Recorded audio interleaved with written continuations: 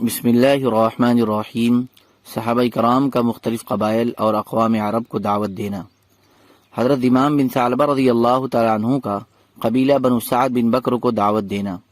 حضرت ابن عباس رضی اللہ تعالیٰ عنہ فرماتے ہیں کہ قبیلہ بنو سعد بن بکر نے حضرت امام بن ثعلبہ رضی اللہ تعالیٰ عنہ کو اپنا نمائندہ بنا کر حضور صلی اللہ علیہ وسلم کی خدمت میں بھیجا۔ انہوں نے مدینہ پہنچ کر مسجد کے دروازے پر اپنا اونٹ بٹھایا اور اس کی ٹانگوں میں رسی باندھی، پھر مسجد میں داخل ہوئے۔ اس وقت حضور صلی اللہ علیہ وسلم اپنے صحابہ کے ساتھ بیٹھے ہوئے تھے۔ حضرت امام بڑے مضبوط اور زیادہ بالوں والے آدمی تھے۔ ان کے سر پر بالوں کی 2 زلفیں تھیں۔ آ کر حضور صلی اللہ علیہ وسلم اور صحابہ کے سامنے کھڑے ہو گئے اور پوچھا، آپ لوگوں میں سے کون ابن عبد المطلب ہے؟ آپ نے فرمایا، میں ابن عبد المطلب ہوں۔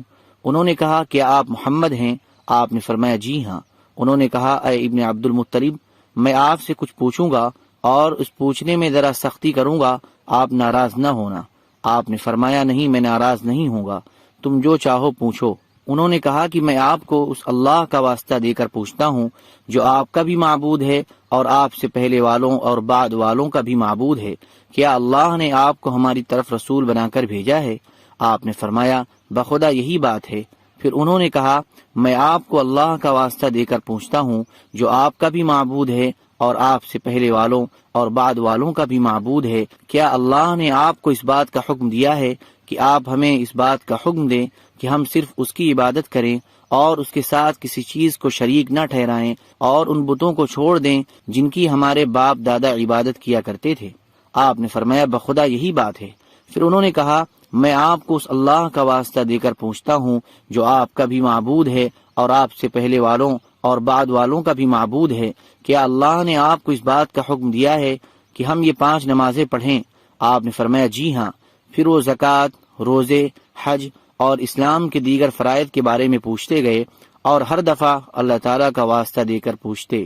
جب ان سوالات سے فارغ ہو گئے تو کہا، اشہد ان لا الہ الا اللہ واشہد ان محمد الرسول اللہ، اور میں ان تمام فرائض کو ادا کروں گا اور جن باتوں سے آپ نے روکا ہے ان سے میں بچوں گا اور میں اس میں اپنی طرف سے کمی یا زیادتی نہیں کروں گا۔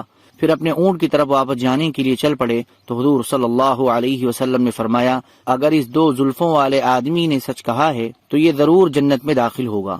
چنانچہ انہوں نے اپنے اونٹ کے پاس آ کر اس کی رسی کو کھولا اور واپس چل دیے۔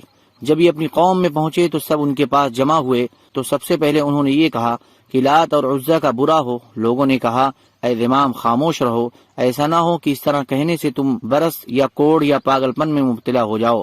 انہوں نے کہا، تمہارا ناس ہو، یہ لات اور عزا اللہ کی قسم نہ نقصان پہنچا سکتے ہیں اور نہ نفع۔ اللہ تعالیٰ نے اپنا رسول بھیجا ہے اور ان پر ایک کتاب اتاری ہے اور اللہ تعالیٰ نے تم کو اس کتاب کے ذریعے اس شرک سے نکال دیا ہے جس میں تم مبتلا تھے۔ اور پھر کلمہ شہادت پڑھ کر سنایا، اشہد ان لا الہ الا اللہ وحدہ لا شریک لہ وان محمدا عبدہ ورسولہ۔ اور انہوں نے تمہیں جن کاموں کا حکم دیا ہے اور جن کاموں سے روکا ہے ان تمام احکام کو ان کے پاس سے لے کر میں تمہارے پاس آیا ہوں۔